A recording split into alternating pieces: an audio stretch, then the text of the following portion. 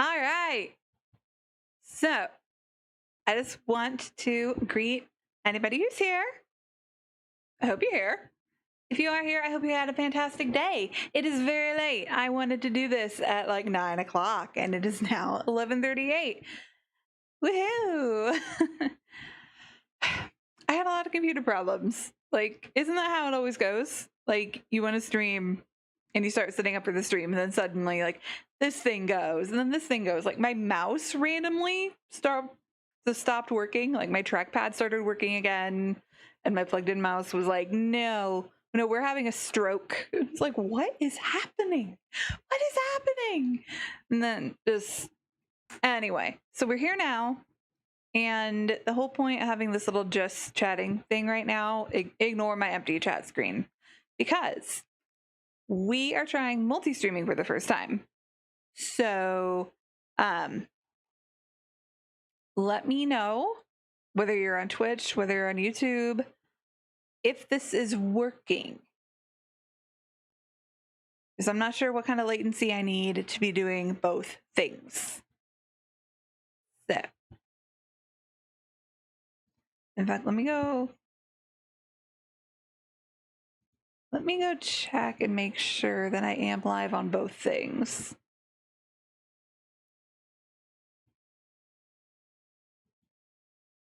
Am I live on Twitch? Yes, I'm live on Twitch. Oh, hello, me. Oh, that's a bit of a delay, but that's okay. You know, it's fine. We're good. We're good.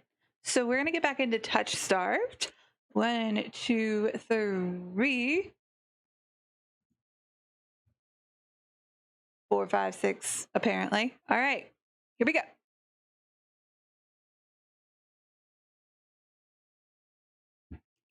And pop that game back up. There we go. All right. We're gonna see what chat looks like up there. We're gonna see. You know, we're not, because I have not set up multi-streaming chat, so it would be one or the other. And also, I just don't want to cover up the pretty art. So chat will not be visible on the VOD, but I mean, that's not going to affect you guys watching live. So I'll still like interact with your comments though. So let me take a drink of water.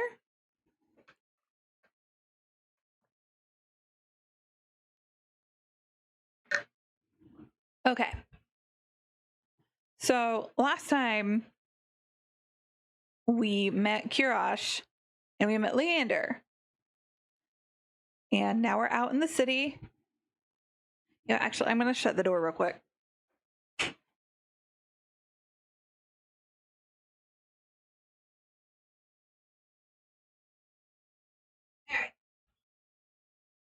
All right. My cat can still get in and out. But we are being respectful of noise. Anyway, so met Kuras. We got to the city. We almost died. Made it to the city. Met Kuras. Met Leander. And now we are going back out into the city, and let's see who we meet. Also, reminder, I cannot do male voices. I will try my best, because excuse me. I do want to get into this, because like, it is a visual novel. It is a lot of reading. I don't want to just like not be enthusiastic about it. But yeah, you know. Actually, 1 second. 1 second, just 1 second. This also gives me an opportunity to test my Be Right Back screen. The music you're going to hear in the Be Right Back screen, it came from Exophonic on Twitter. Amazing. You should check them out. 1 second, 1 second, making sure everything's good.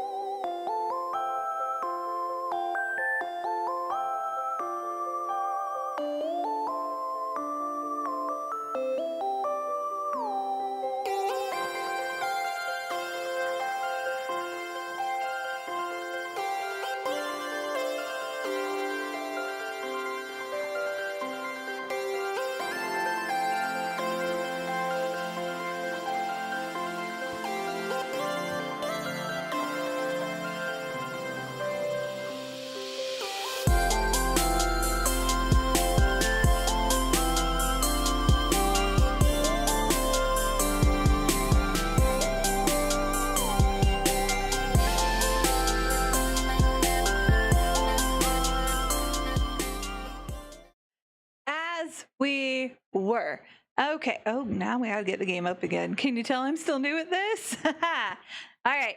So 3, 2, 1. I wake to pale sunlight filtering through the narrow windows. Despite the clamor of the tavern below, the precious hours of rest have restored my strength and gifted me a flicker of cautious optimism. If I play my cards right, today could be the day I get closer to finding a cure. I quickly head out of the wet wick. There's that pretty art again. The air clings, sodden and heavy with the lingering scent of rain. Without the afternoon crowd, the district looks barren and bleak. In the middle of the street, a pair of crows quibble over stale bread crusts. I pause, watching them while I consider my next move. Kuras and Leander both made it clear that the cenobium can't be trusted. But I came so far and endured too much to give up now. I need to see the cenobium for myself, if only to satisfy my curiosity. Surely someone in the bar can point me in the right direction.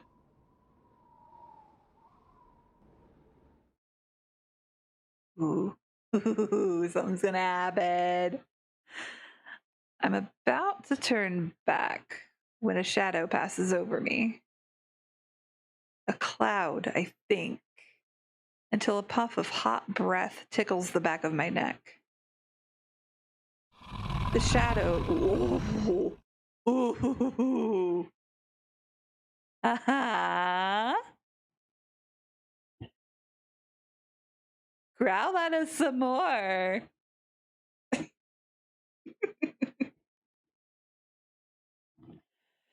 The shadow trickles down the street in rivulets. Formless dark spreads like ink into blotted shapes. Claws stretch. The muzzle splits open to reveal long, jagged teeth. A growl rumbles so low and deep I feel it in my chest. I want to run, to scream, but I feel trapped as though the slightest movement or breath will snap the jaws around me shut. No, I won't let it end like this. If I'm going to die, I want to look what got me in the eye first. I steel myself, then turn.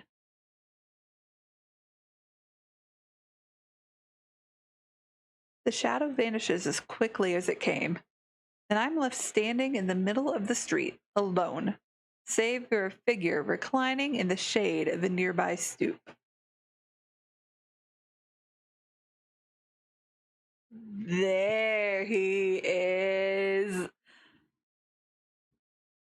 Ooh, hello. Hello. You know what? Actually, um, there we go. There we go. This is more fitting.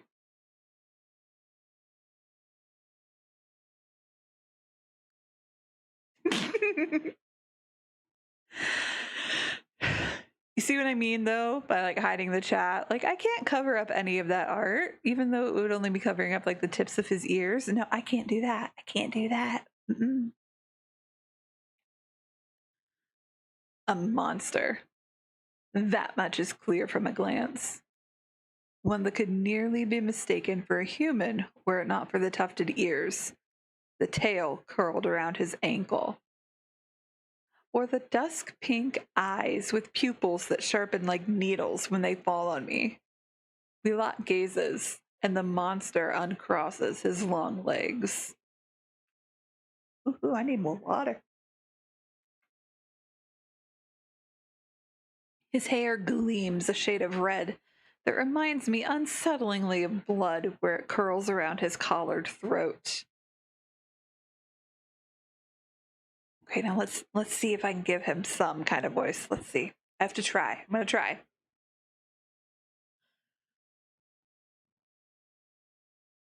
Jumpy, aren't you? He might sound feminine, but like we're going with it. Okay, we're trying. His tone is so light and carefree that I glance over my shoulder to make sure he's speaking to me. When I look back, the stranger props his chin on his knuckles and regards me with an inscrutable grin. Did you see that shadow just now? It was massive. It moved like a beast. Even as I speak, I'm aware of how ridiculous I must sound. But the stranger's smile doesn't falter. The only beasts I've seen are the Wick's drooling regulars. Though this did catch my eye. With a flick of his wrist, my in-room key dangles from his finger. It turns on its chain, glittering when it catches the light. My hands fly to my cloak's pockets and, sure enough, find them flat. He crooks his finger, beckoning.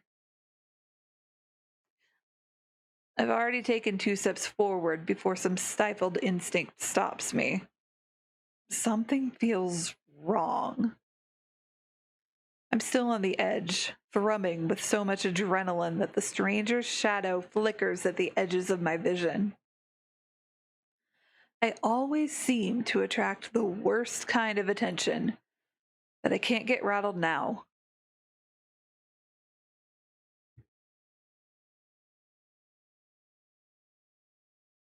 We're going to play a little bit coy. Who said that's mine? He smiles wide enough to reveal sharp fangs. Ooh.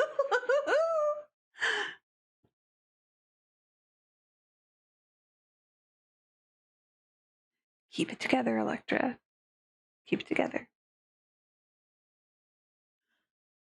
I saw you drop it. You really should be more careful.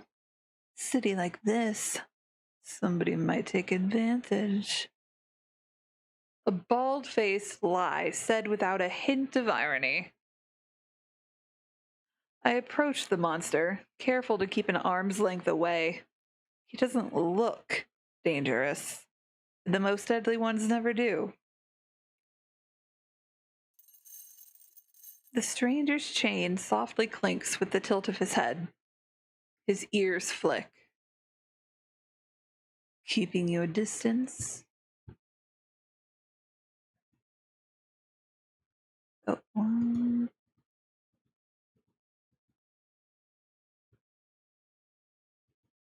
there we go, sorry. I'd be stupid to trust you. Look at him. Can we just look at him for a second?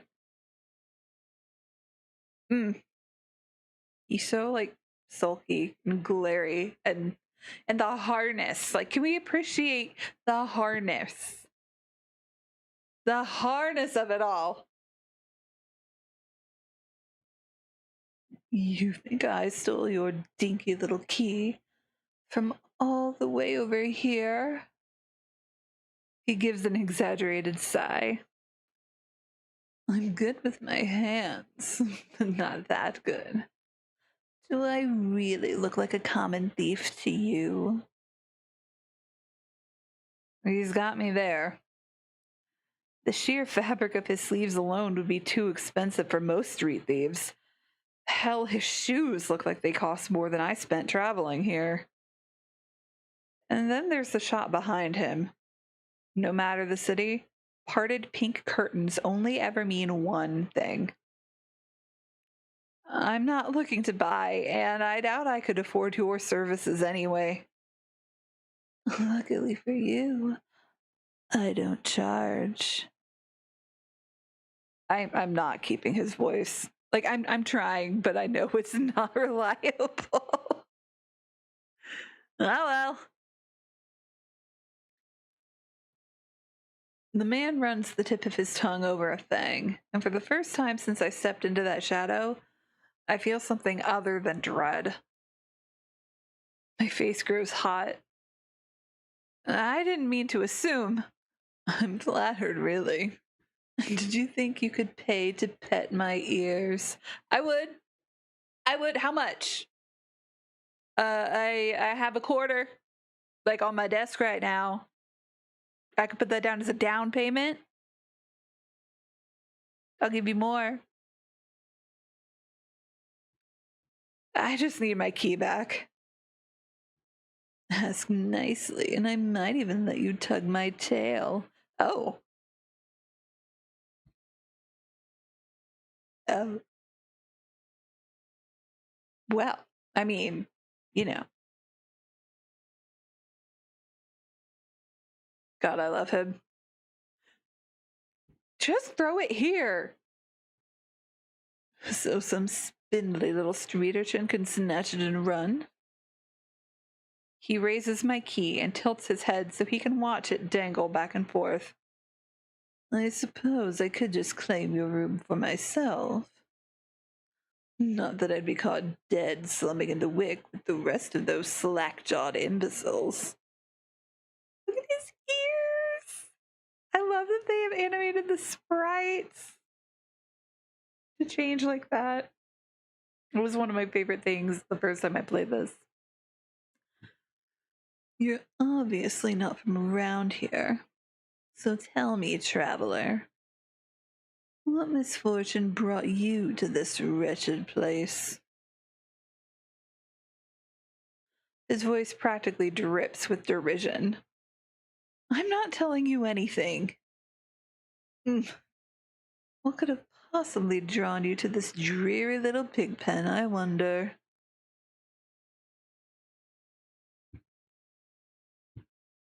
He listlessly watches the arc of my key swinging around his finger. The weather's shit, the food's dreck, and there's entirely too many monsters for a human to feel safe. Unless... Oh, he is looking at us. Oh, chat, he's looking at us. Dagger-sharp eyes flick toward me. They gleam bright with amusement. Unless you're just dying to consort with monsters. I read that wrong. Hold on. I gotta fix the emphasis. I'm sorry. Unless you're just dying to consort with monsters. By now, my embarrassment has worn away, leaving simmering impatience in its place. If this is a shakedown, it's the most frustrating one I've ever heard of.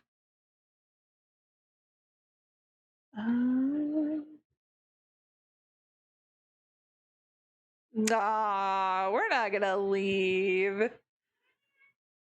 How'd you know that I spent all my money, starved, and nearly died in a swamp just so I could crawl into bed with the first thirsty monster I met?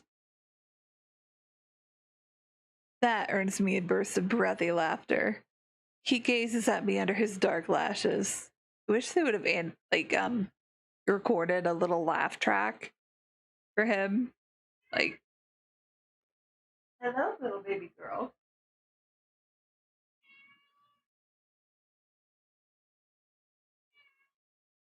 You can just barely pick that up. Sweetheart, here. Oh. Here, come here. Come here. Come here. Sorry for the break.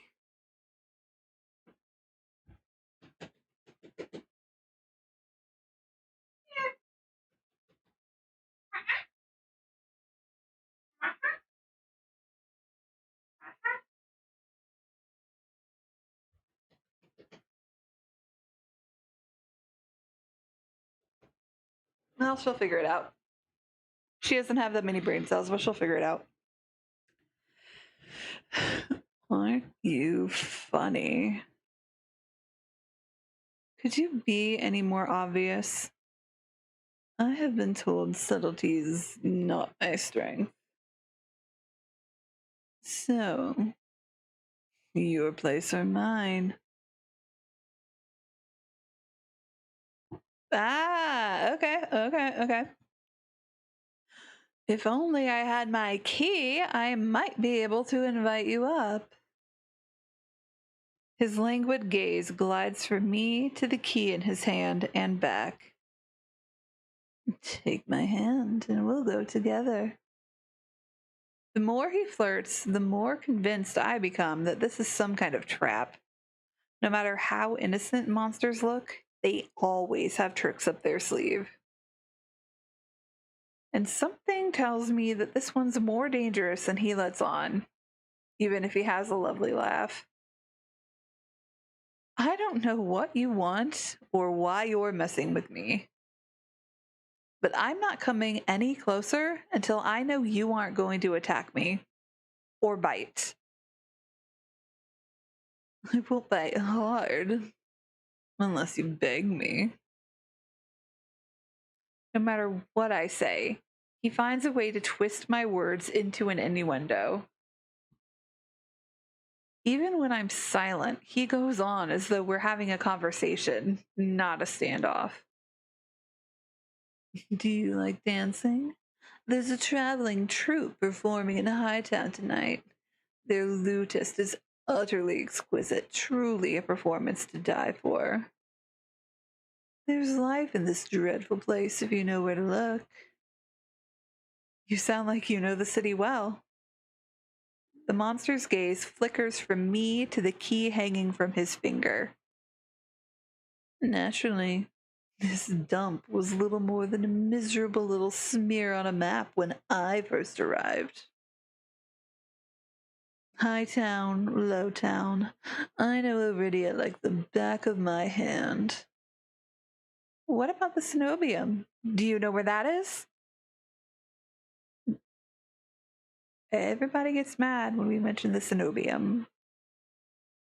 His smile vanishes. Surely you've seen it. That absurdly large tower looming over the rest. It's a little hard to miss. He must mean that spire I noticed when I first caught sight of Iridia. The Cenobium's overrated. Forget about it. I can show you things those stuffy boars in their limp dick tower couldn't even dream of. Oh, I bet you could. I bet you could.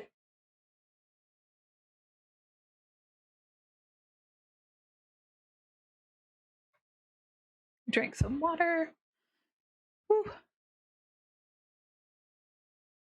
What do you say? How about the two of us have a little adventure? I've already got plans. Oh? Have you some pressing matters at the Cenobium? Lunch dates with librarians? Tea time with the most esteemed of Bess? That's my business. What's it matter to you? I square my shoulders and the amusement bleeds out of him. Your loss. The stranger, finally bored of his own tedious game, extends his hand towards me. The key rests on his palm, neatly dividing skin and leather. But he makes no other move. I reach for the key, but as soon as my fingers graze smooth brass, his hand springs shut around my elbow. Hey! Ooh, close up. He yanks me down and I stagger, my shoes slipping on the steps. For a sick moment, I fear my bandages will unravel under his touch, but he's careful not to disturb them even as he grips my arm. I knew I smelled blood. You reek of the road and death. And that fucking doctor. His voice, once silken, lowers to a smoky growl. The shadows around him seethe and boil. And something else.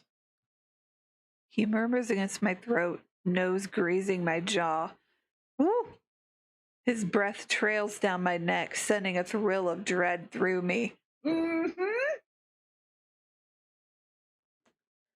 His wide, flat eyes gleam with naked hunger as he gazes at me. He can graze me too, that's fine.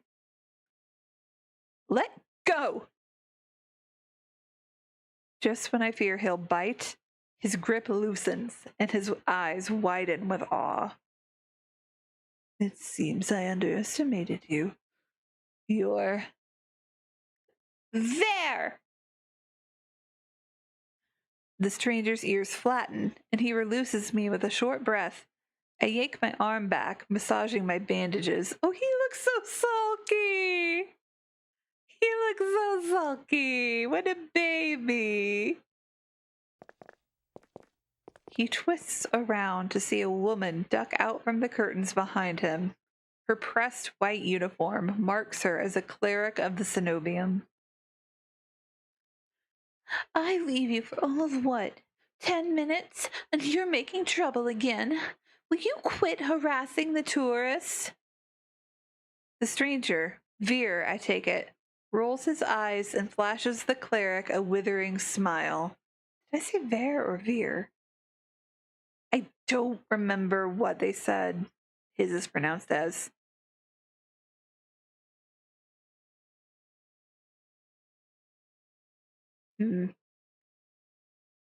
Veer. Veer. I kind of like Veer.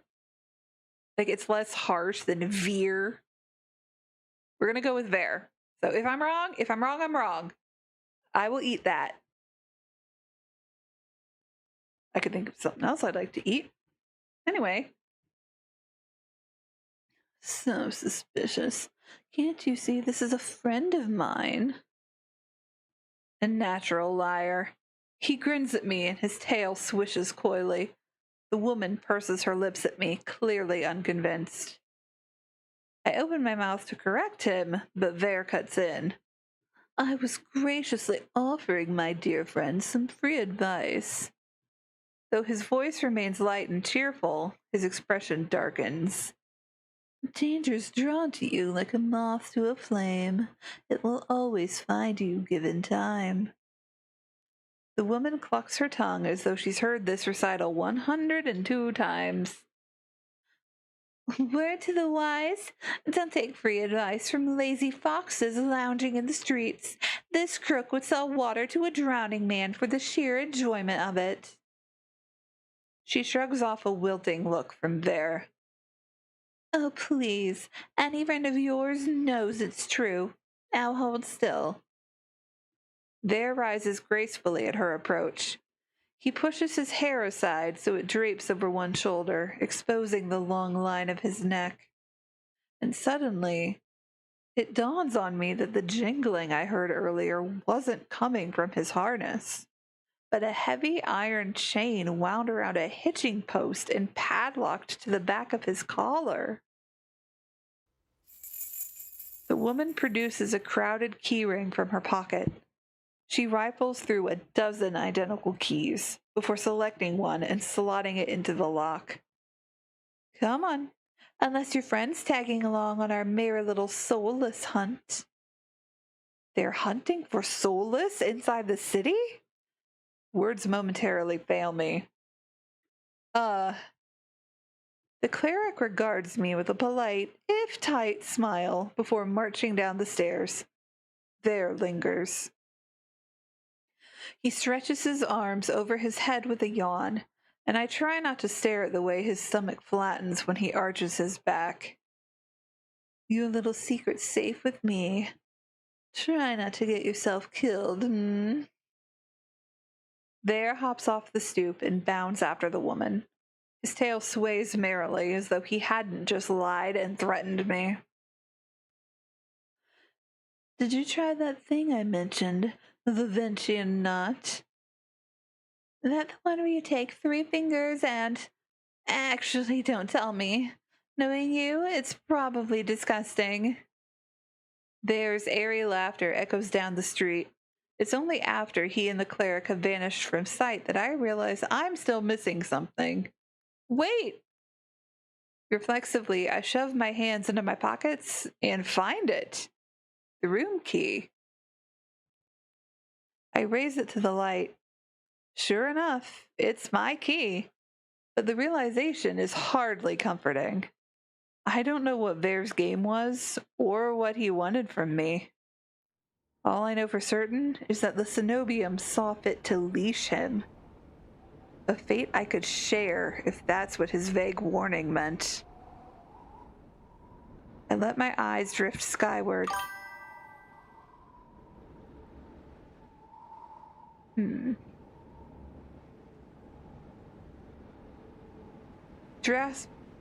I can't talk. I got distracted by a Twitch chat. I let my eyes drift skyward, past the lanterns gently swaying in the breeze to the Cenobium faintly visible through the haze.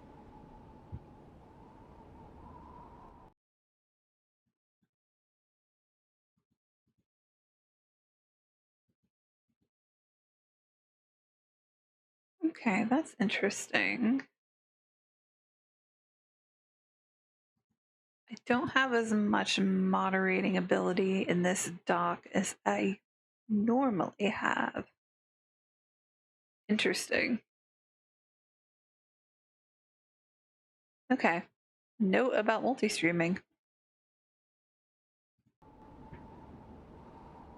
Just one glimpse is all I need. Then I can put this all behind me. This time, the key goes into my coin purse for safekeeping.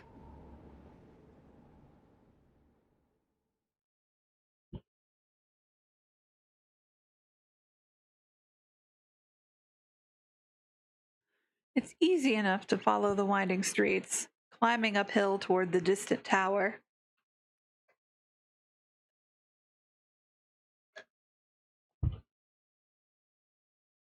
Hours later, legs aching, sweat beading on my forehead, I finally find what I'm searching for. The Cenobium of the luminous void. It stands at the highest point of Iridia, surrounded by cold white walls. Well-dressed people stroll down the walkways, ignoring the massive tower in their midst. I'm the only one standing before the gates. I crane my neck up until the top of the Cenobium spire disappears into the clouds overhead. My stomach gives an uneasy lurch. Though far grander than the humble shrine of my youth, the Cenobium is eerily reminiscent of a gilded bird cage. Knocking seems like a terrible idea, but I don't see any other way of making my presence known. I'm halfway up the steps when something moves in my peripheral vision. A shadowy figure crouches beneath one of the white walls. They reach out and tug on a vine, as if testing its strength. Oi! You there! The shadow vanishes as quickly as I spotted it, and a gaunt-faced man in a crisp charcoal uniform marches up the steps towards me. Starlight, baby girl.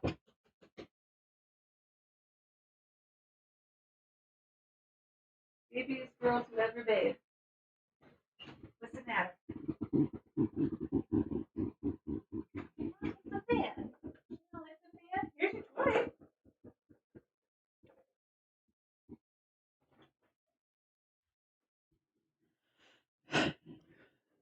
Ugh, another tourist. Get out of here once you're done gawking.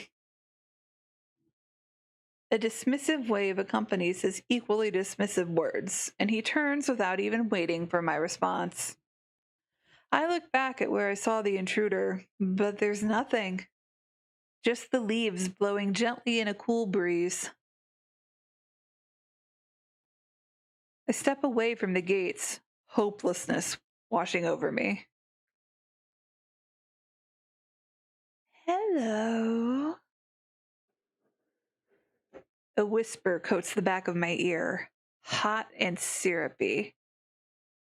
I jerk away, but find no one beside me. Instead, halfway down the staircase, I spot a girl peering up at me. She's barefoot, draped in several layers of worn, moth-eaten clothing. Peculiar metal jewelry hangs across her face and jingles with each slight movement.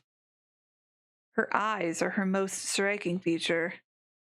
They shine a scorching, unnatural crimson. I wish we got a drawing of her. That would be really cool. It feels like staring into the sun. And yet, I'm strangely captivated by her. She tilts her head, the tinkling of metal riding the wind. Do you need help? I'm good. I'm good. I'm unsure how to respond. The air is charged with a mysterious energy, as if each of my words is worth its weight in gold. But after the experience I've just had, I'm not too keen on trusting strangers. No, I don't. The giggle she makes is a chiming, fluttering sound. Don't worry, I won't hurt you. She dips into a polite curtsy. My name is Iris. I was like you once, hopeless and alone. The ones in the tower won't help you with your pain. I might be able to, though.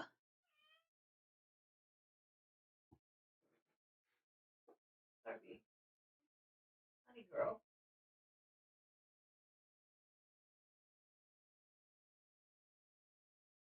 The little fairy love of my life. Yeah. I try not to dwell on the fact that I'm recognizably desperate. Instead, I focus on her vague offer as I descend the steps. You don't know what I'm looking for. You need what everyone else needs in this world. A miracle. Iris turns and my thoughts abruptly scatter. Pitted skin snakes down her shoulders, blooming from a gaping hole in the back of her neck. I'm sorry, what? A shuddering breath escapes me. The fuck? Okay, maybe that was a little harsh. Maybe that was a little harsh.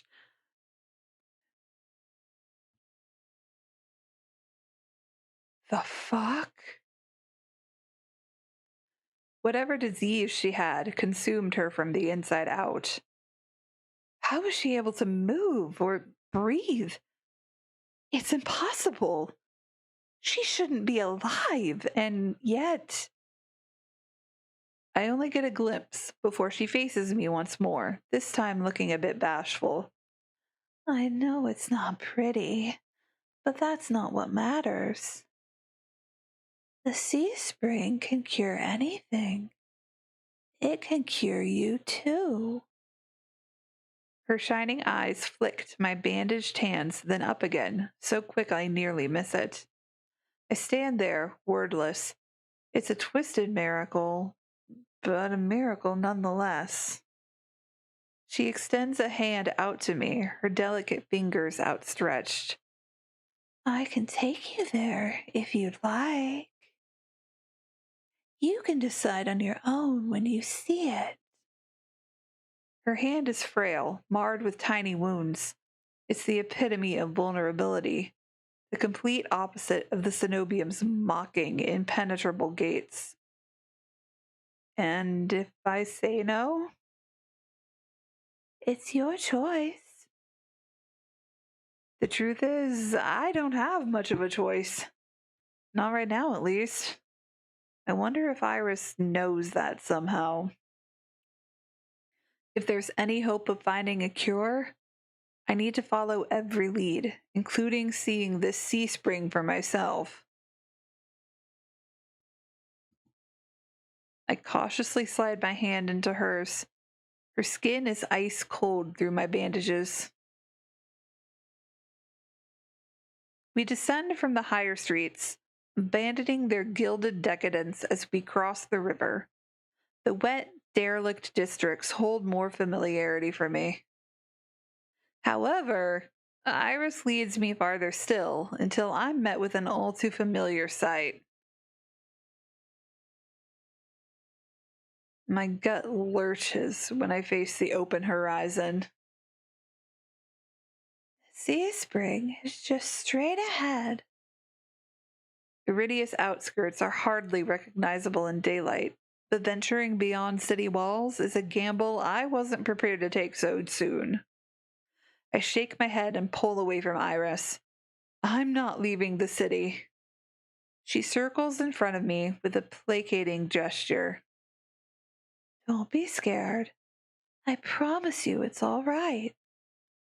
You're as safe inside the city as outside of it, and this stretch before you is the safest of all. She casts a wistful gaze out over the wastes, as if admiring something beyond the vista. This region belongs to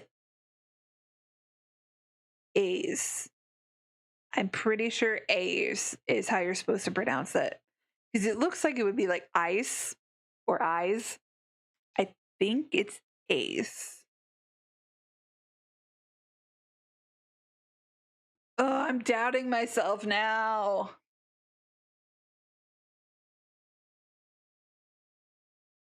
Shit. Well, you know what? This might be a stream where I mispronounce everybody's name, but that's okay. I'll be embarrassed, but that's okay. We're going with it. This region belongs to A's. Some call him a gang leader, but he's much more than that.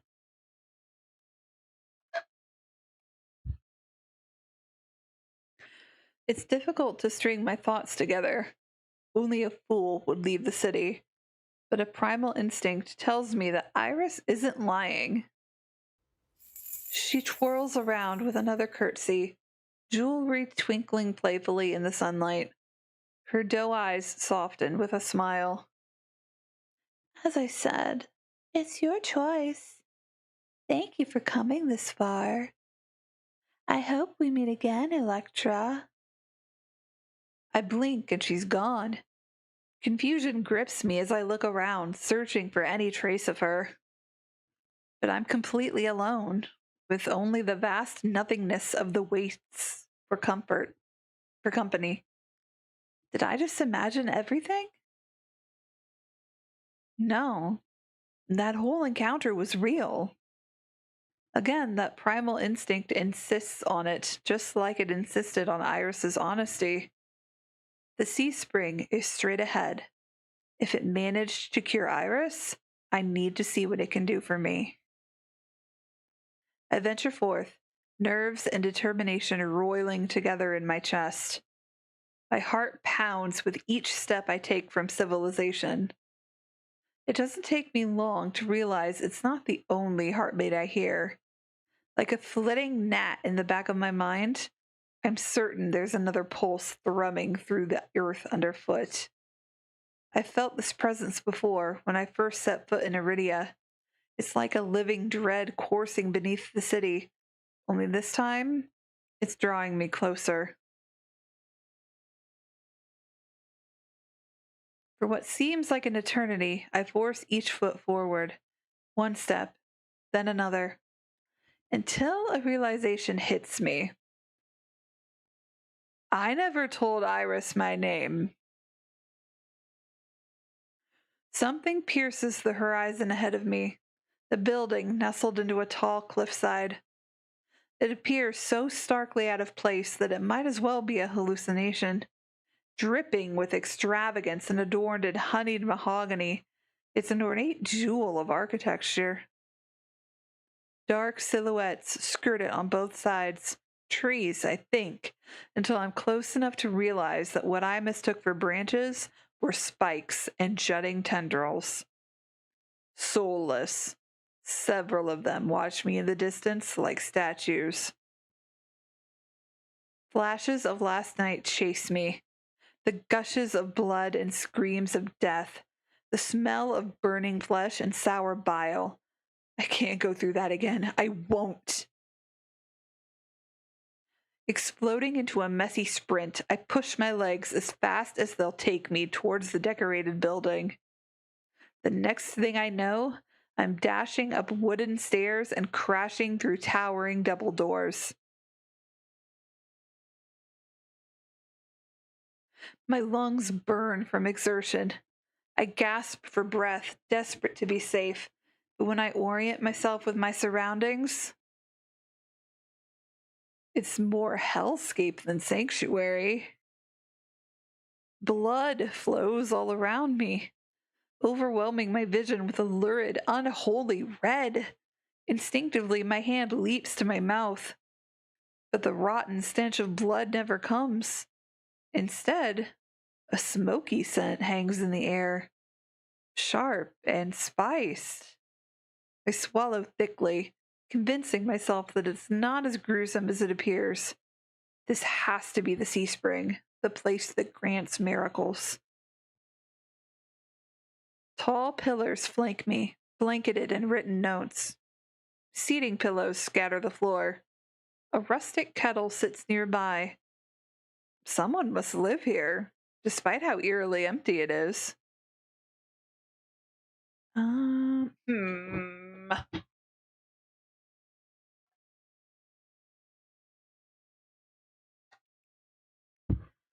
Um,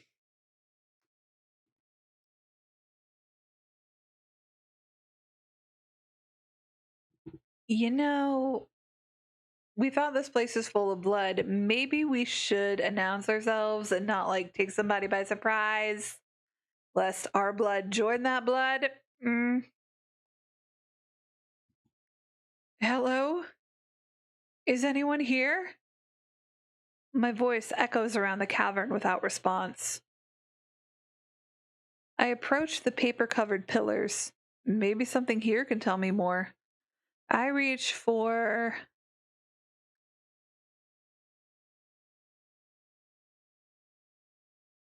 closest. I reach for a note in front of me. It reads, Dear Mother, don't cry for me. I'm sorry I didn't say goodbye, but we'll meet again in another life. I love you very much. P.S. If you ever see me, never speak to me again. It's written in perfect cursive. I've never seen such beautiful handwriting. Before I can ponder it further, a sharp chill runs down my spine. Something's watching me. I quickly set the note back, my eyes darting around the wooden deck, but it's still empty. Finally, I look towards the sea spring. That stillness hides something deeper. Something wrong. And familiar. Hey! I spin around and come face to face with a pack of soulless. They chitter and growl, tendrils and spikes flaring threateningly, all different sizes and species, but sharing one identical trait: glowing crimson eyes. I try to back away, but my heel teeters over the sea spring. I'm cornered.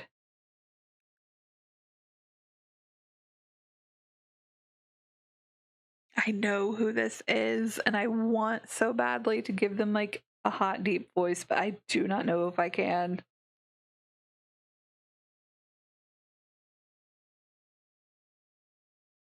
Watch your step. It's deeper than it looks. Oh, I hate that voice for him though. I hate that voice. We're workshopping it, okay? We're workshopping it. That voice again. At the sound of it, the soulless freeze, their snarls quieting.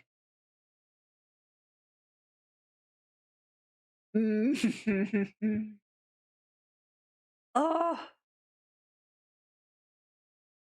Oh. This picture, like zoomed out a little bit, not zoomed in here. I mean, it could be. It could be. I wouldn't object. But like the whole picture has been my desktop for one of them. I have a revolving desktop. It's between this picture and some fan art of Dimitri from Fire Emblem Three Houses.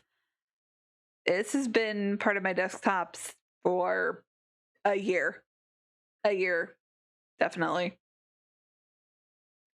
I search for the voice's source and find it above me, lounging in the rafters. There he is. And his line. His line. Say the line, Ace. Say the line. You look lost, little sparrow. That's bad. That was bad. I can't do the voice that I want to give him. I can't. You look lost, little sparrow.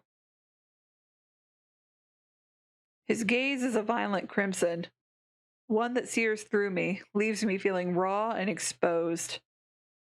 They're the same eyes I've seen over and over, first with Iris, now with the soulless circling me, all bound by the sea spring's blood red. God, look at him! Woof. Arf. Meow. Every animal sound. What do you want? I'll give it. Can you tell who my favorite is?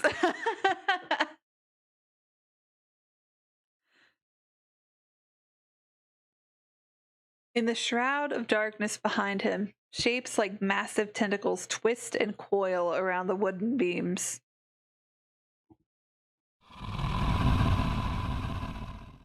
I can't focus. The soulless's growls ring in my ears. They're not advancing, but that could change at any second. Panic rises in my throat as I struggle to track them. Hey! Eyes on me. My stomach rolls as I tear my eyes away from the soulless. Don't ignore someone who's talking to you. It's not polite. For a moment, anger knocks my fear aside. Who is this bastard?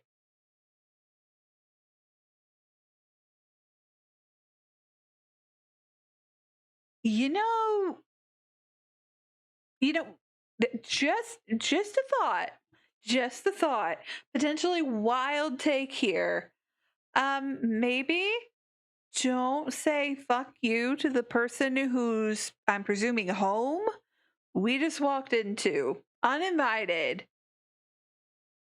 Upset his guard dogs, essentially. Like, maybe fuck you is not the best answer.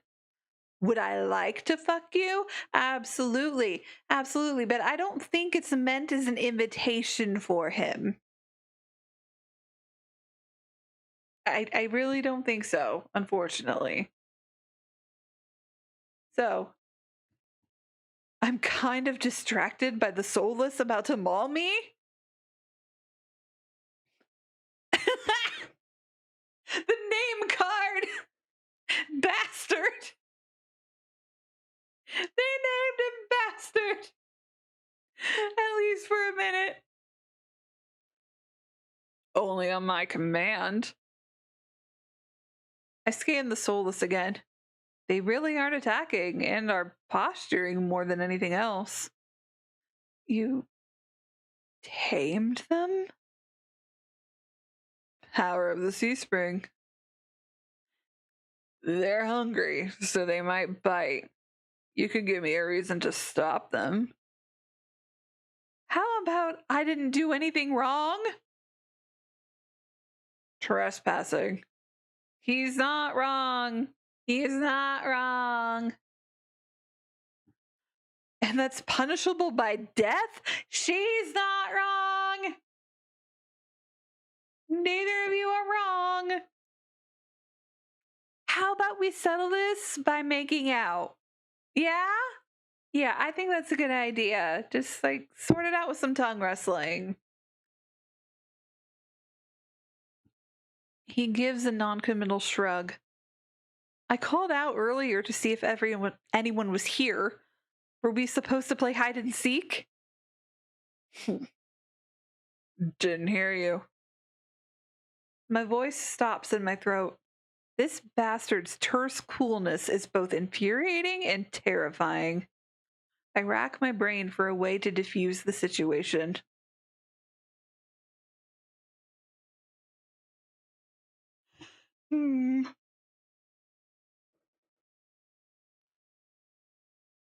I mean, I came to the sea spring. It's kind of obvious that I need help, right?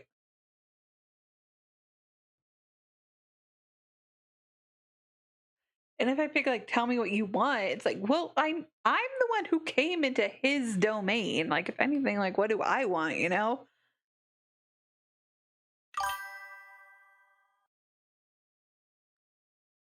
Hey, hey, good to see you. I think we're gonna cut to the chase.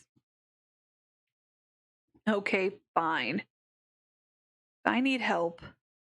I thought the sea spring could cure me somehow. My voice wavers pathetically. Honesty has never been my strong suit. He cants his head to the side, appraising me, but doesn't respond. I fidget nervously. I'm telling you, I came here for help. Are you listening?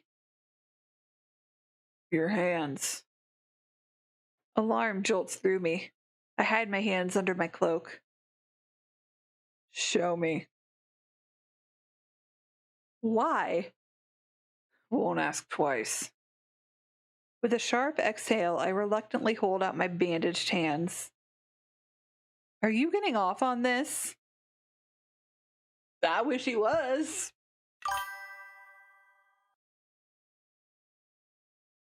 Unwrap them. Is there a way for me to mute the alert so I can still see the chat, but I don't need Streamlabs to announce it every time.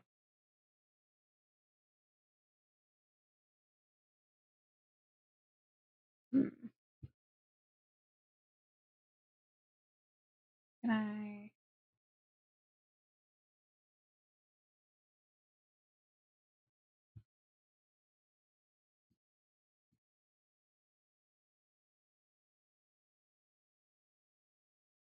That might work. There. So I can still see chat, but I don't need the ding every time.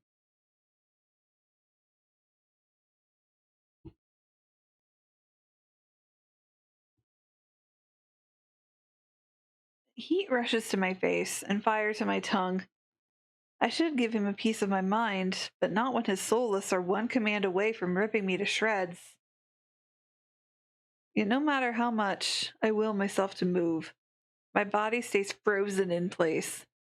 I stand there for a long, agonizing minute. My hands are trembling when I finally raise them. I know the skin beneath the wrappings all too well, the hideous, unnatural flesh I've grown to despise. I grip the edge of the bandages.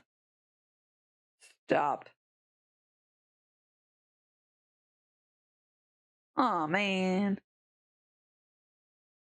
With a weary sigh, the man slides off the beam and lands with a thud that shakes the panels underfoot. He's a monster with an imposing figure that towers over me. I couldn't tell how tall he was before. He's big. Illuminated by lantern light, his features are stronger and sharper. Subtle clinks of metal accompany each of his footsteps. The closer he gets to me, the faster my heart hitches. What does he want? Is he going to kill me? I step backwards and find nothing to set my foot on. I'd forgotten my back was to the sea spring. I fall right before a warm hand catches my lower back. I'm hovering above the sea spring, the scent of smoke and leather enveloping me. You're gonna have to give me a minute to think about this. Please allow me to fantasize about Hayes catching me. And one-handed. Like it's implied, one-handed. Like, oh, okay. Damn. Damn.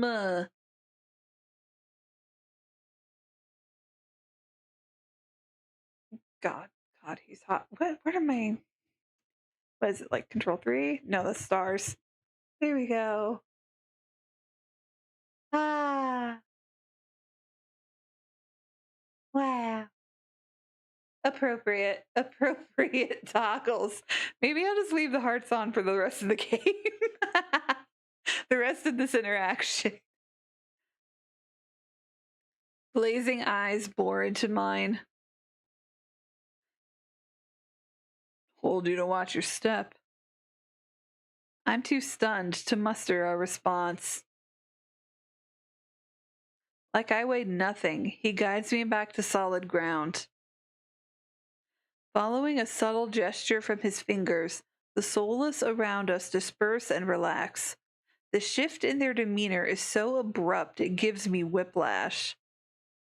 The enormous tentacles are no longer in the rafters, though now I doubt I ever saw them at all. Either way, I let out a breath of relief. Thanks. As focused on me as he was before, the monster pays no attention to me now. He kicks some seating pillows out of the walkways, checks the contents of the kettle with a scowl. The sudden disregard is almost insulting. So that's it? I'm not a threat anymore? Never were one. Then why'd you threaten me? People get honest when they're afraid. In other words, he was messing with me. I drag a hand over my face, exhausted by the fact that this is the second time a monster has provoked me today. You're Ace, aren't you? Depends who's asking. One of your friends told me this was your territory. She also said you were a gang leader? But there's no one else here. I thought there'd be more people. Ace picks up the kettle, walks to the edge of the sea spring, and dumps the contents into the endless red. They took a walk. Look at that smile. Look at that boy. Look at that demon boy.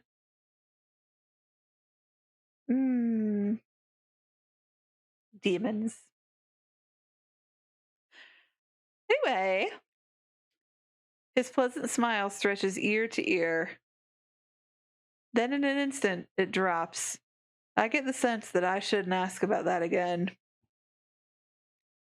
You said you came here for help. Depends. Can the sea spring cure a curse? Probably. You mean you don't know? Nope. He shakes out the empty kettle, and starts collecting stray cups, tidying up. My frustration builds. I narrow my eyes at him in a questioning glare. When he notices, he returns it with an amused smirk. Are you being irritating on purpose? Listen, Sparrow. The sea spring can cure anything. Nothing's stopping you from trying it yourself. What do I have to do? Drink. I have to drink from the sea spring? My eyes glide to the blood-like pool beside us.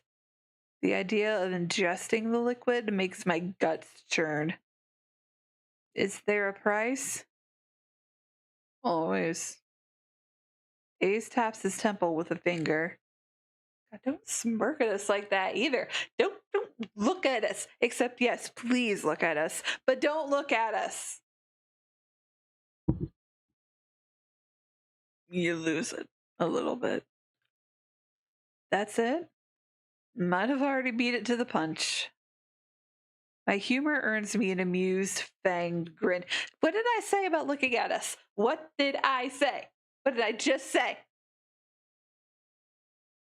What the fuck did I just say? This is a little different. When you drink from the sea spring, you forget who you are. Your mind combines with everyone who ever drank before. Humans, monsters, soulless. One big happy family in your head. My blood runs cold. I've heard of these before. Group minds. My attendants used to tell me that the power granted people access to a higher plane of understanding. A group mind of my own making. All lies. But something tells me this is real. Even if one thing doesn't add up. Your eyes are red too, but you obviously haven't forgotten who you are. Before I can finish my sentence, Ace strides past me towards the entrance. Time's up. Let's finish this later. Wait, already? You barely told me anything. Came on a bad day. I've got somewhere else to be. There are still so many questions burning on the tip of my tongue, but my frustration spills out before I can ask any of them.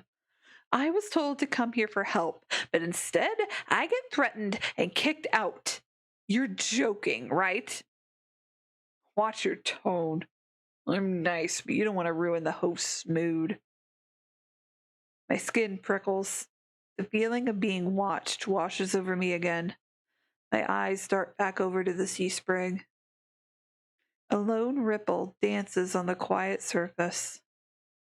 I take Aze's advice and clamp my mouth shut. Aze approaches a nearby soulless, a lanky, dog-like one with 6 legs and a crown of tendrils. Several sets of red eyes adorn its sides. Its forked tail wags rapidly when Aze squats beside it. He runs his fingers through the tendrils, scratches its chin, and pats its head. A gentle smile plays across Aze's lips. The affection he holds for the soulless is painfully clear. They are puppies. They are eldritch puppies, and we love them. I dip my eyes away, my stomach fluttering at the tender sight. It's getting dark out, so this pretty girl will guide you back. Following a short whistle from Aze's lips, it trots over to the entrance obediently, a tail swaying. I watch the soulless warily. Pretty is not a word I would use to describe it, and the idea of it protecting me sounds absurd. If I decide to drink, how do I find you? Find someone with eyes like mine. They'll point you in the right direction. So think it over. Once you drink, you can't go back. It's a lot to process, but I give a small nod. At least I know I have another option for a cure, as disturbing as it may be. I follow the soulless at a measured distance and watch it nudge the giant doors open with ease. When I'm about to cross the threshold, I sneak one last glance behind me. My heart skips when I meet Aze's eyes. I'm about to snap my head away, but he just flashes me an easy smile.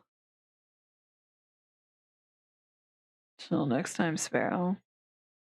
I'll buy you a drink for scaring you. I don't trust myself to do anything but respond with another curt nod. You know what? Fair. Fucking fair. Fucking fair. Whew. Outside, more crimson-eyed soulless scuttle about. It's hard to believe it's the same threatening pack from before. They chase each other in circles, rolling around in the bog's mud. They pay no attention to me as the dog-like one escorts me away. It's an uneventful trip. Sometimes the soulless looks over its shoulder at me to make sure I'm still following.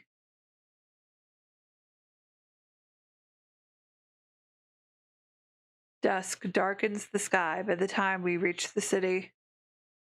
I can't sense that this massive... Let me try that again. I can't sense that massive heartbeat anymore.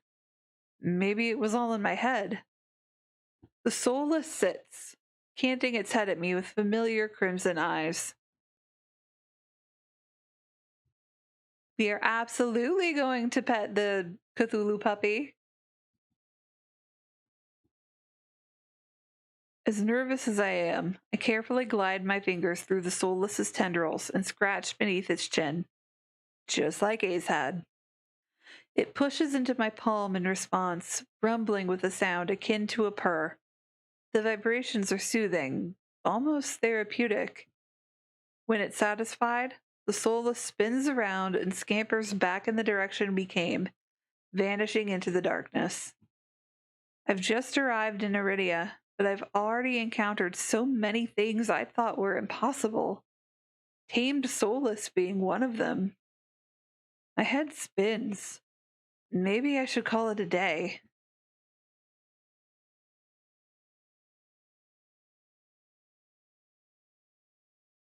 Nightfall creeps across the streets of Iridia. The city, labyrinthine even in daytime, has now become a warren of treacherous alleyways. The streets are completely deserted. If I hadn't been here earlier, I would have thought this part of the city abandoned.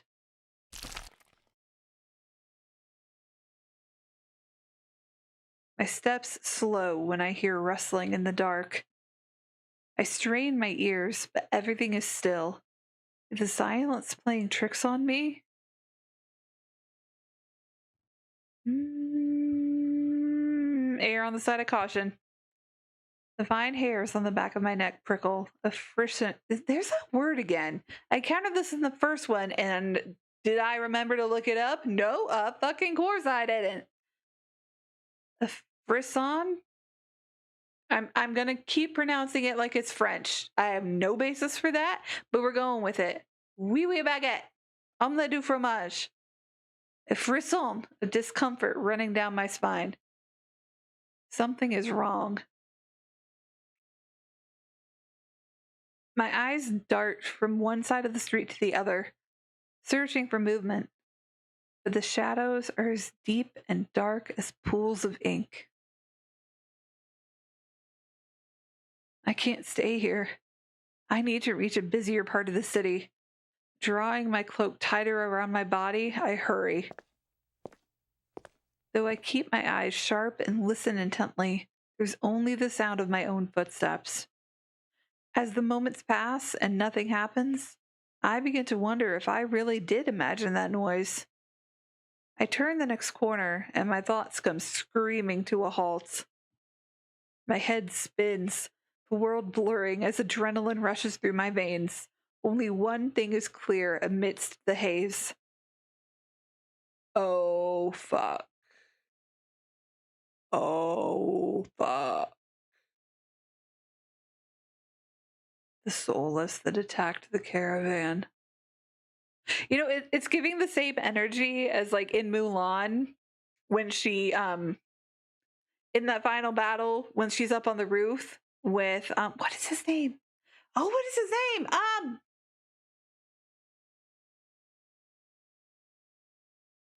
I can't remember his name. The Mongolian leader. Because I remember Shang. I keep wanting to say Shang, and that's obviously not Shang. But when she's confronting the leader of the Mongols, and I guess I'm going to call it Genghis Khan for the time being. When she's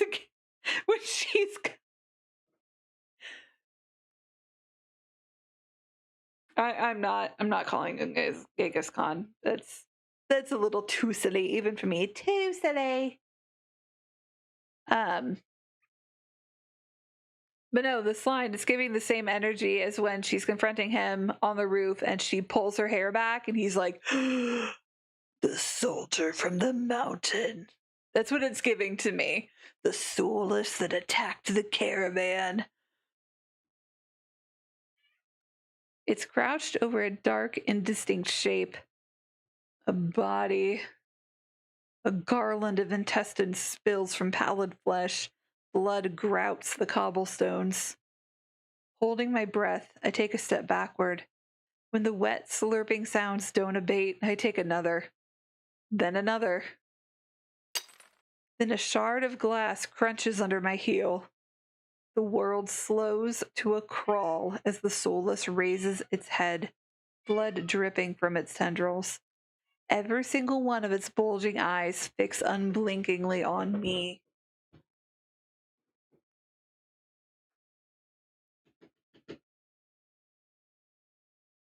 Small cat child, please. It's really here. It's come back for me. Not even another option. Just run. Bitch, run. I'm off like a shot, running for my life through the darkened streets. Behind me. Okay. Okay. Shit, fuck, shit, fuck, shit, fuck, shit. Behind me, a piercing bass splits the silence, and heavy footfalls pound after me. My heart thunders in my chest. I take turns at random trying to lose the soulless in the maze of streets, but I can't seem to shake it. I can hear its breathing now, a wet, fluttering rasp growing closer and closer. The same claws that severed my arm swipe out. I duck, saved by pure reflex, and skid around a corner, only to freeze. A wall twice as high as me bars my way. A dead end. Behind me, the soulless looms. It's enormous, taking up nearly the entire width of the alleyway. Its long, claw-tipped limbs give it the advantage of reach. How am I supposed to fight back? Bitch, do you even have a knife?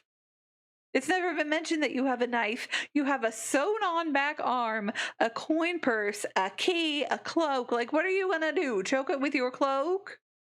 You are not Mulan. I don't think you have the ingenuity of Mulan. And you sure as hell don't have a Mushu on your sword. That was a lot of hard S sounds that my lispy ass cannot say.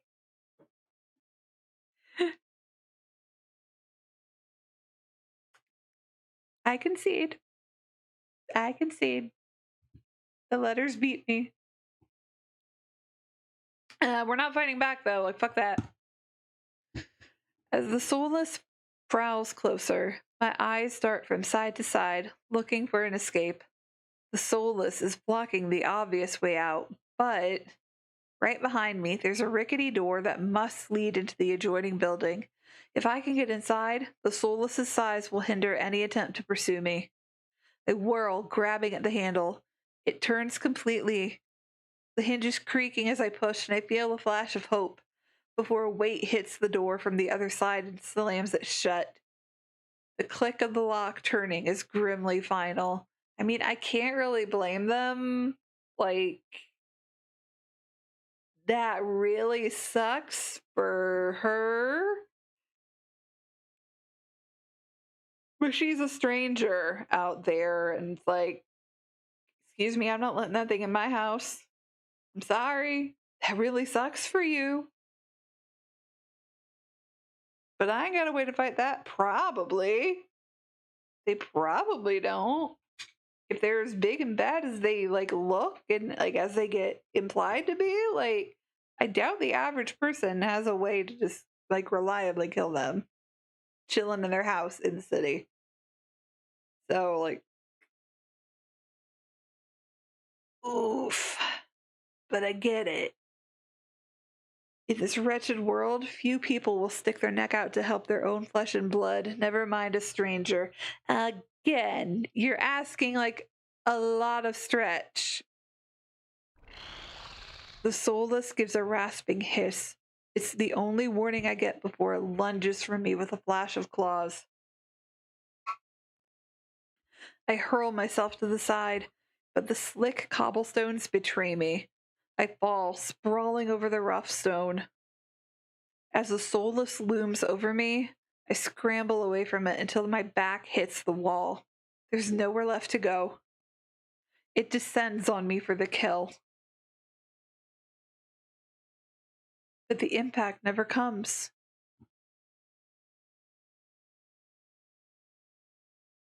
And I think here is our fifth bachelor.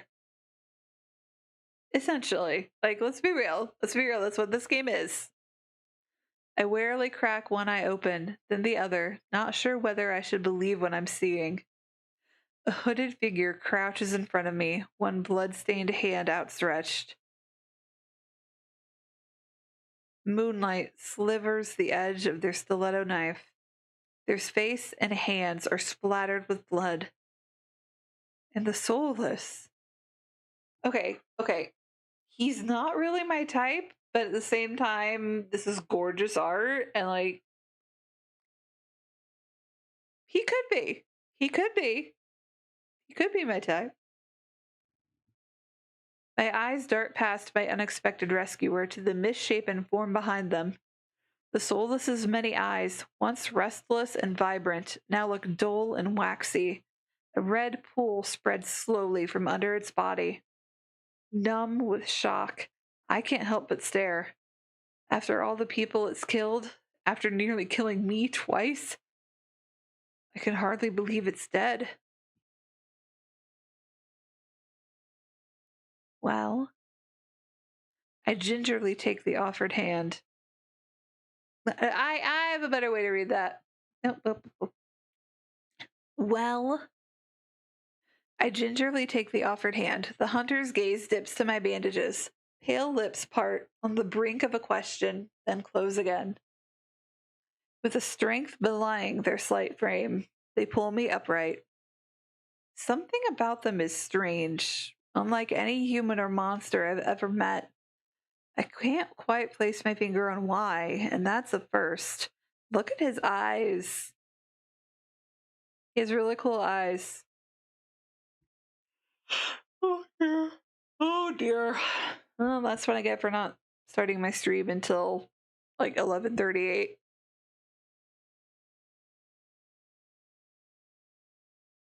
I can feel the tension in their grip. Their fingers tremble like they want to pull away. It's a sensation I'm all too familiar with myself. Despite their obvious discomfort, they pause for a moment, pale eyes sweeping over me. Not going to fall. When I shake my head, they hastily let go and back off, wiping the blood from their face and hands. The hunter turns away from me, the heel of their boot hitting the soulless's gangly body. They lean over it, studying it intently. With their back to me, I realize that they're bloodied. They're bloodied? What the hell? With their back to me, I realize that their hooded silhouette is familiar. I saw them outside the cenobium. Vestigial or functional? I'm startled out of my thoughts when they speak, but they aren't looking at me. Can't all be processed in the brain. Its occipital lobes would have to be enormous. In fact, I don't think they're talking to me at all.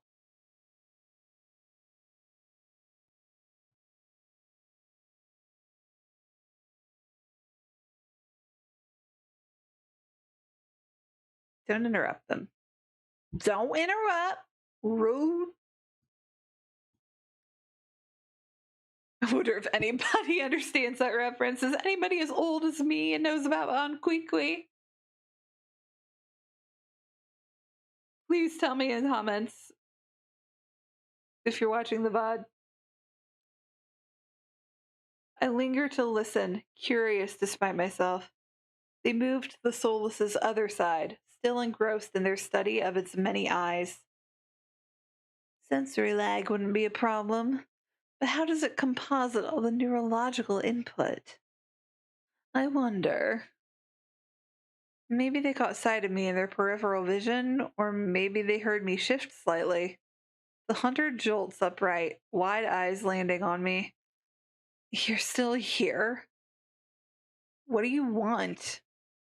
Oh no, I'm making him sound like vaguely Valley Girl there, though. I'll have to watch it. Oh, like I said with Ace, we're workshopping it. It's fine.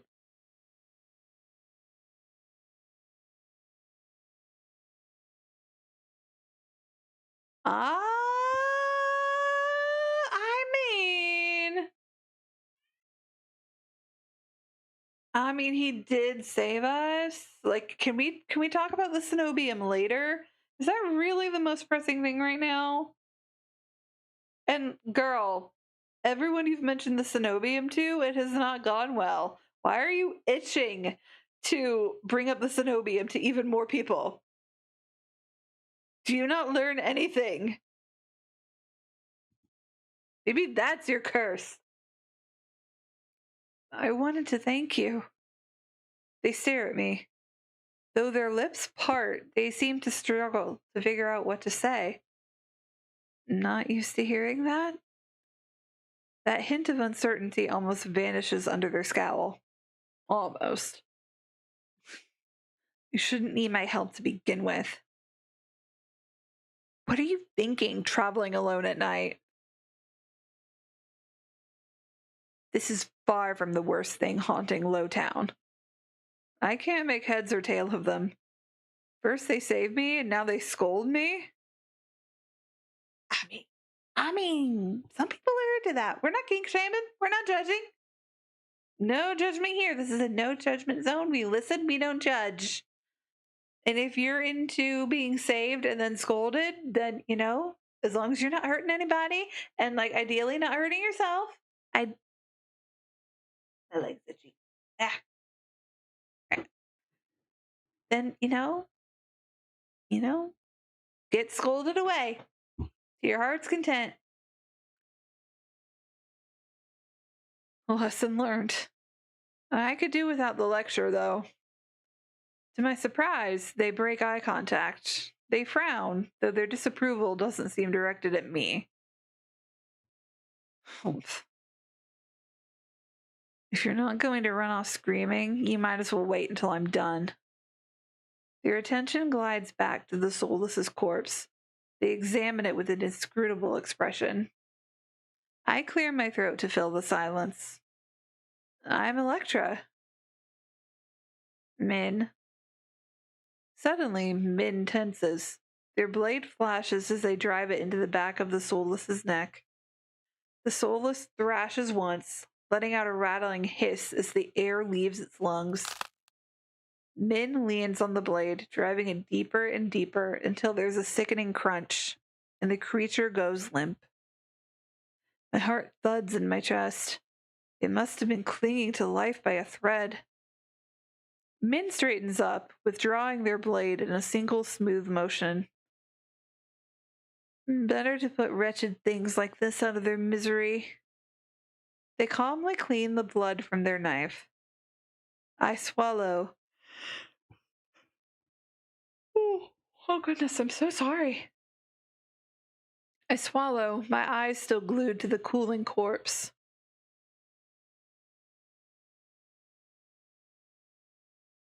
Yeah, I'd like to know. Like, again, that's not really the most pressing question right now, girl. Girly pop, sort out your priorities. Why is a soulless inside the city? Min looks at me, eyes searching before realization dawns. You're new here. There's no walls around the city. Soulless can come and go as they please until someone is contracted to stop them. The Cenobium's patrols don't bother to protect Lowtown. Not anymore. Let me guess. You're not a fan of the Cenobium. I wouldn't go that far. Either way, it looks like I owe you. Min's brow abruptly furrows, and they sheathe their knife, motioning for me to follow. It's not safe here. The vultures can smell death. I'm not quite sure what they mean, but I don't want to stay lost in this city. I trail behind them as they stride down the street. If it's so dangerous, then why are you helping me? I came with the bounty on that soulless and you were in the way. Not killing you isn't the same as helping you. Don't count on being so lucky again or you'll be dead by sunrise. Their answer is stingingly harsh.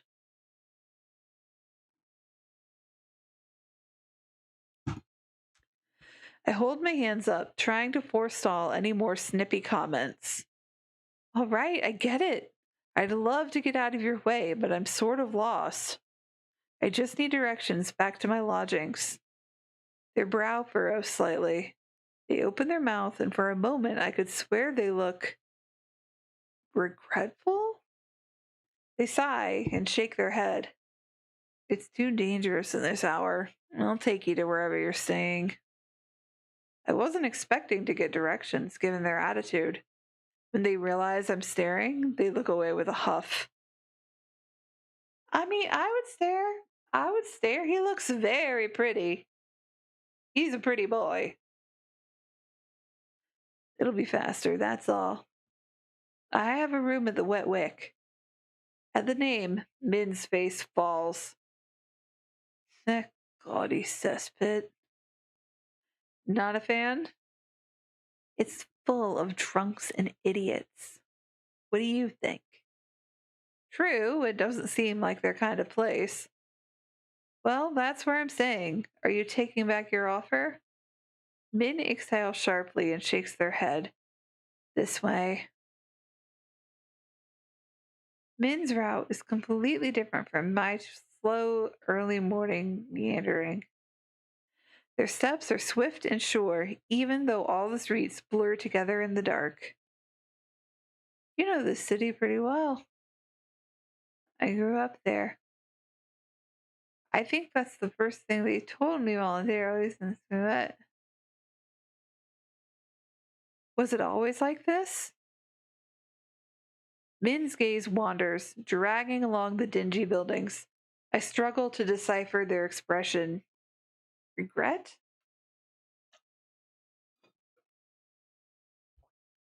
No. Iridia was never perfect, but it used to be a place worth living in. I can't make heads or tail of Min's answer. Iridia is the last bastion of humanity in this wasteland. Where else is worth living? The Wet Wick's not much farther now. In no time at all, the shadowy alleys of Lowtown give way to brightly lit avenues and crowds of lively people. It's as if half the city has poured into the Amaryllis district's colorful streets. Laughter, clinking glasses, and music assault my ears from every direction. Yet most of the noise comes from the Wet Wick. Its doors hang wide open. Bright lanterns frame a tall and familiar figure. Oh, how did I voice him? Electra. And that makes him sound so pompous, like pompous British. That's not what I did. And Min, I see. Oh, that sounds too nasal. Well, it's fine. It's fine. Honestly, like every time I come back to these, I'm probably going to play voice roulette. It's hard to say which of us is more surprised. You know each other? Min is a freelancer who has done a few errands for me. They are quite reliable. Though I can't say I remember you ever escorting travelers. Electra nearly walked into the jaws of a soulless. I thought bringing her here would be less trouble. Ah, if you're staying here, I can take it Leander was able to help you. As it happens, I was also headed in that direction. Shall we? Ugh, fine. He still owe me for yesterday's work. Min drags their feet, reluctantly trailing me into the tavern.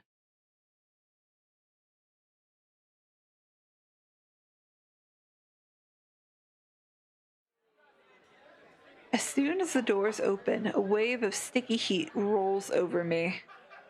In the hours since I left, the wick has grown suffocatingly crowded. Kuras stands a head taller than most. Even so, I nearly lose sight of him amid the sea of swarming bodies. Pardon me. As if on cue, the crowd parts. Kuras glances over his shoulder at Min and me before gliding through. How can anyone breathe in here? Min follows at a clipped pace. Behind the bar, Leander holds a pair of shot glasses brimming with luminous green liquid. And now for the finishing touch. A flash of magic paints the glasses white with frost. You'll never guess what's in these. He slides the glasses across the counter, and I get my third and fourth shocks of the evening in rapid succession. A's leaning against the bar, an elbow propped on the counter. He catches the glass and lifts one to the light before turning it upside down. Contents, magically congealed, stay firmly in place. You're supposed to make drinks, pretty boy. Don't tell me you're wasted already. Ooh, he's flirting. I will take him flirting with any of the boys. I'll just take A's flirting, honestly. Let's be real. There, perched on the counter beside A's, looks at the shot glass and shakes his head. What have we here? A bucket full of boogers. Leander's nose treasure. You've eaten worse. Bear's lips twitch and his ears flatten when offered a glass. Ace snickers. Coward. Don't tell me you're actually... In one fluid motion, Ace throws his head back and downs the shot. Drinking that. A dark look crosses A's face. It's chewy. Chewy? Wait, let me try again. Behind me, Ben grumbles. I told you this place was a nest of degenerates. If it isn't Kuras and Min. At the sound of Leander's voice, Min's pale eyes grow wide. They look ready to bolt until Kuras sets a hand on their shoulder. This will not take long, I promise. Min's eyes start from Kurash's hand to his face, then soften. Fine. You first. While they step forward, I linger behind, struck by a sudden revelation. All of the people I've met today know each other. Good evening, Leander. Ace, another drinking competition, I presume. Is it evening already? Just some friendly rivalry, Doctor. No need to be alarmed. Kuras acknowledges Leander and Ace with a slight nod, ignoring Vare entirely. Not that Vare seems to mind. He tilts his head, lips curving into an impish smile when he spots Min brooding behind Kuras. I almost didn't see you there, Min. Looking for your booster seat? Min pushes their hood back and levels Vare with a cool look. I thought pets weren't allowed in here. Vare's eyes narrow.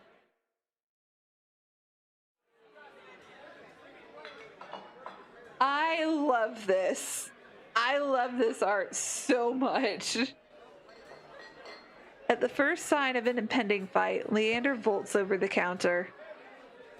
Let's try and keep the peace. It's not every day the esteemed doctor takes us up on a drink. His arm snakes around Kurash's shoulders. You are finally taking me up on that drink, right, Kuras? I'm afraid not. We were merely escorting Electra back to her lodgings. Kuras gestures in my direction, and my stomach sinks. I reluctantly step into the light. Leander's face brightens as soon as he sees me.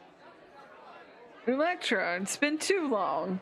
Everyone, this is Electra. She's new to Iridia.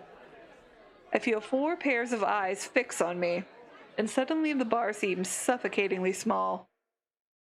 My voice nearly catches in my throat. Hi, again. Again? You've met? A's and Vare regard me with suddenly amused expressions. Oh my god! Like, the way Vare must be looking at her, and Ace, the way they both must be looking at her. Oh Oh, I would be melted on the floor. I would be a pile of jelly on the floor. Oh my god. Can I be the shot glass, like right next to me? Right here? Can I be the shot glass just cradled in his hand? Small enough, apparently, that he could just like grip his hand closed and probably break me in half, and that would be fine. Man. But anyway.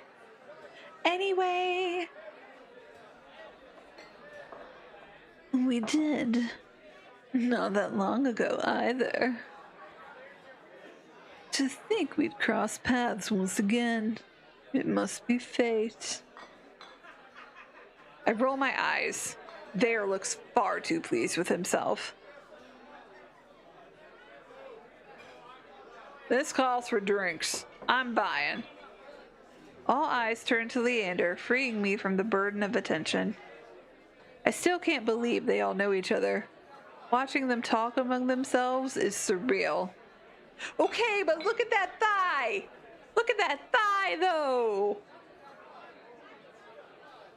They didn't have to draw him like that. And we get to see his tail. They did not have to draw him like that. But, ooh, lordy.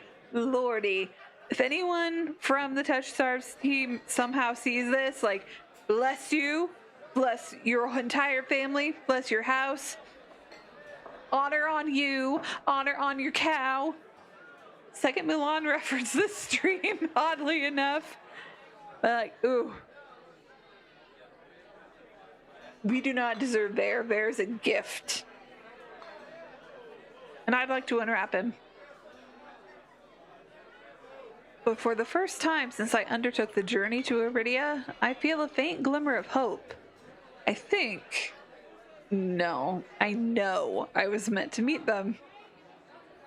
The low, pleasant rumble of Leander's laughter pulls me from my restless thoughts. I've got to admit, I'm surprised.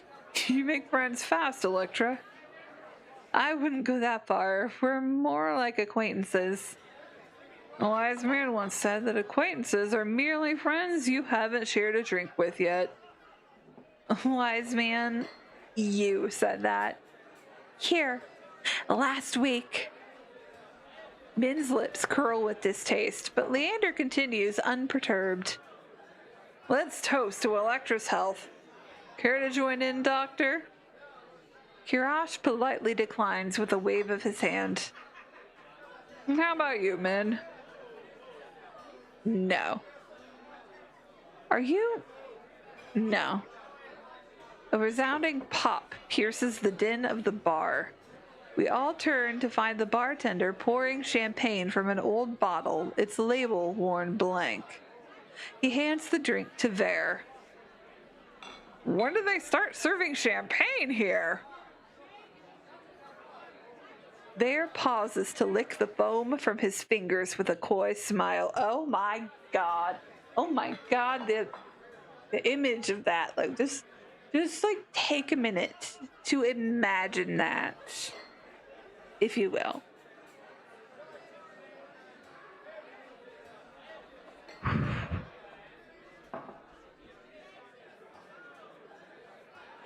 You know what? Why haven't I done this? Oh, wrong one. There we go. Wow, look at all these boys. Look at all these chickens.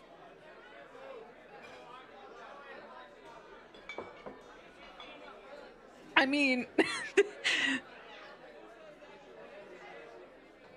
you know what they call male chickens, you know. Look at all these cocks. That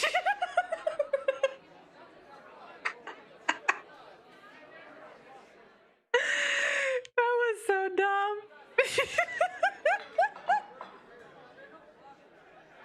I am the chicken. Look at all these cocks.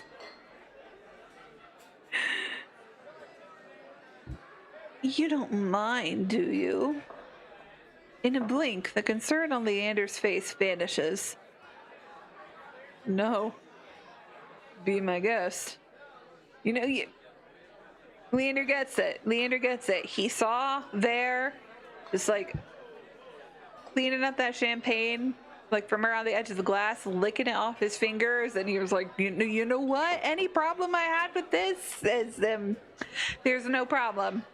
There is none. While chuckling, Leander shoots the bartender a questioning look. Completely disinterested in his company, Ace cants his head at me with a light smile. Yes, yes, please. How about you, Sparrow? I did say I'd buy you a drink. No. My treat. Ace regards Leander over the rim of his glass. In the dim light, the glint of his eyes looks downright dangerous.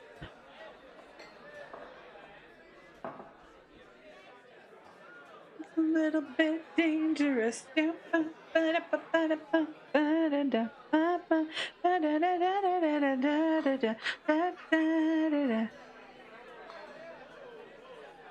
Oh.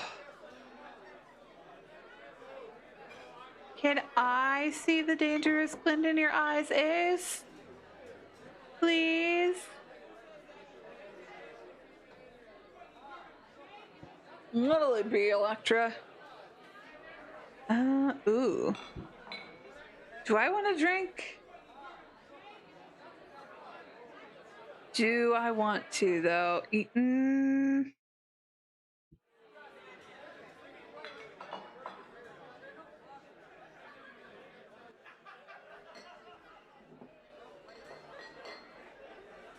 Let's keep our head. Let's keep our head. Water's fine. Allow me. Leander pushes away from the counter to flag down the bartender.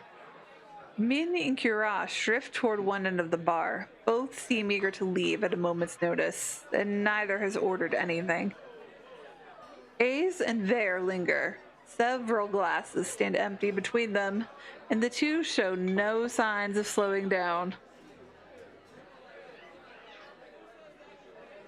Okay, so we're gonna save. We're gonna save right here.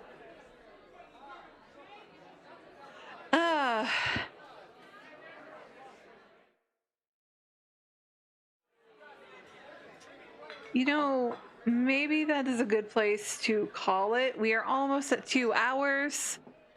I have run out of water. My head kind of hurts. I'm tired. I think I'm going to call it here. Let's head back to my chatting screen for just a second. Let's turn off the hearts. Let's wind down for a little bit, because this is, I think, a good spot to pick up for part 3, which will probably be the final part. I kind of did that with no warning. My bad. Let me just get this out of the way. Yeah, since I'm not using it right now. So, yeah. I know it's not the most like action oriented. It's just me reading essentially, but you know, they're pretty. They're very pretty. If you made it this far, that is amazing. If you watched the VOD, if you watched live but just like been quiet, like, you know what, more power to you. More power to you. Like, I don't chat sometimes in the streams that I watch. I am a lurker supreme, dude. Like, I'm good at that shit. I am good at not talking, so why the fuck am I being a streamer, right? But yeah, I appreciate it. If you made it this far in the VOD, comment,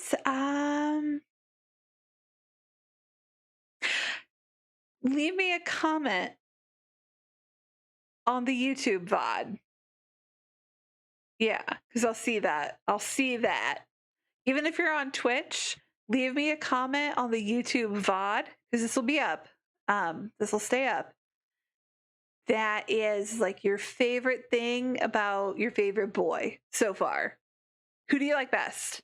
Who do you like best? And why is it Ace? Or why is it Fair? Oh, no, but honestly, I like all of them.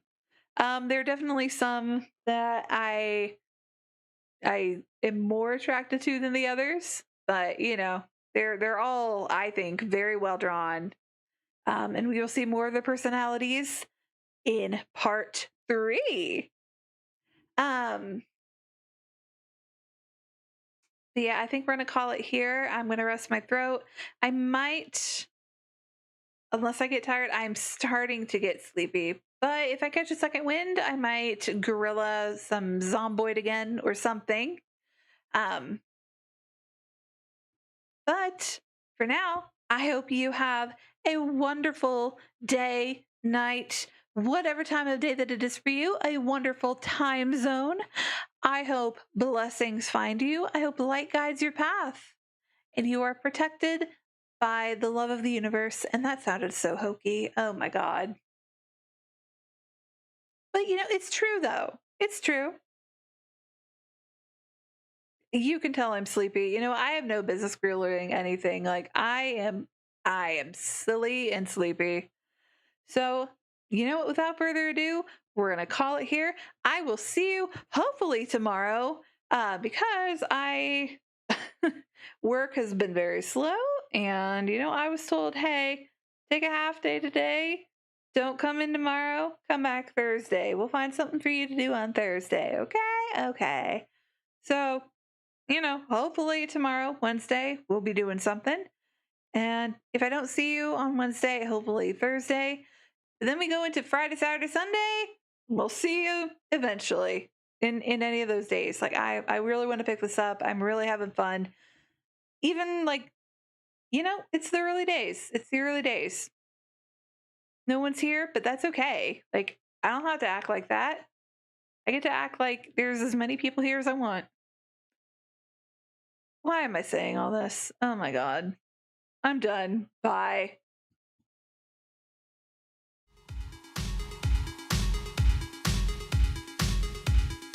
Enjoy the music for a second.